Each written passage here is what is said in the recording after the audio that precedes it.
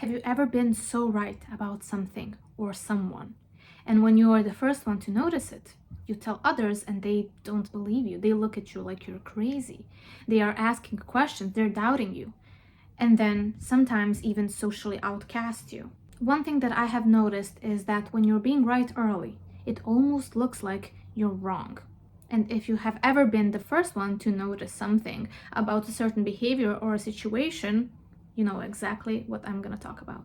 Hi everyone, so today let's talk about how it looks like being right almost all the time, and when you're the first one to notice subtle shifts in people, or when you're first one to clock certain dynamics, and how that reflects onto you by other people. First off, discernment is huge in this, and that is something that I possess ever since I have been little. I was always the one to notice things first. I was always the one to know when the person is actually not what they seem like. I was always the one to feel the weird undertones and the weird vibes of a situation, and no one believed me. And unfortunately, I do think that it's because a lot of people actually don't have the gift of discernment. But I also do think that there is another thing at play here, which is a psychological phenomenon called conformity. There is the Asch conformity experiment conducted by Solomon Asch in 1950s.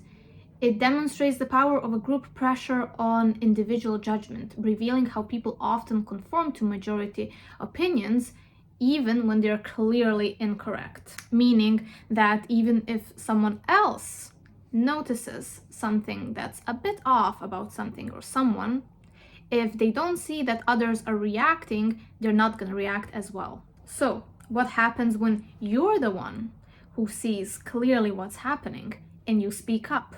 Unfortunately, most of the times, you will end up as a black sheep. People will question you, think you're crazy, and as I mentioned, sometimes even totally socially outcast you.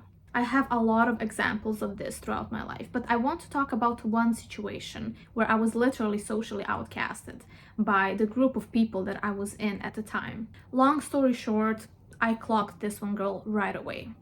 She was brought into the whole group by one of my friends that I'm not friends anymore with. But my friend at the time, unfortunately, didn't see that girl for who she was. Right at the beginning, when she was telling me about her and when she was showing me how she looks like, and like when she would FaceTime me with her, I knew that there was something about her. Especially because at that time when she entered our group, she had a boyfriend and she was like micro cheating on her boyfriend with one of my guy friends from that whole group. No one else saw it but me. But then again, that was at the time when I was a bit younger. I was constantly questioning my intuition, and I was like, okay, maybe I'm tripping. Maybe this girl is actually okay, but you know, I'm just reaching too much. Well, of course, I was right, as always. And what happened was that other girl knew that I clocked her, and it became uncomfortable for her to be around me. Now, this whole group was for a debate conference that we were supposed to organize. And before everything happened, I was voted to be the one who is going to lead the whole project. Now, the guy friend in the whole situation was invited by me to help with organizing and running certain things. So I was the one who invited him. Well, what happened? My guy friend and that girl were having something between them, even though she had a boyfriend. And once she saw that I clocked her, I don't know what she promised the guy, but basically all of the people were more close to that guy than to me. And then he went behind my back, talked with everyone, and was like, let's kick Andrea out, which is what happened. I received like this long message in our group chat saying like little things that are really like the most unimaginable things that you could pick about someone as to why it's a good reason to kick me out. So eventually I was like, hey, listen, this is the list of reasons why I'm absolutely fit to be here where I am and to run this thing. And then like everyone liked his message and only my ex and the girl that I was friends with at the time liked my message. And I was like, oh, okay, I see what's happening. And oh my gosh, the sun is getting so bright. And since it was mostly people who were a lot younger than me, that happened when I was 21, and most of the people in the group were like 17, 16, 18. I was like, you know what, I don't want to really deal with kids. So I just left without further fighting because I was chasing my career. I did not want to waste my time on this. But what happened is the conformity part. Because in that whole group, there was this one guy. That other guy saw the whole situation from a third perspective. He was not biased. He did not know me or my guy friend at the time really well enough. So he was totally unbiased. He saw the whole situation and actually was like, okay, what the fuck? Like, why are we kicking her out? All the things that you've listed are not good enough reasons.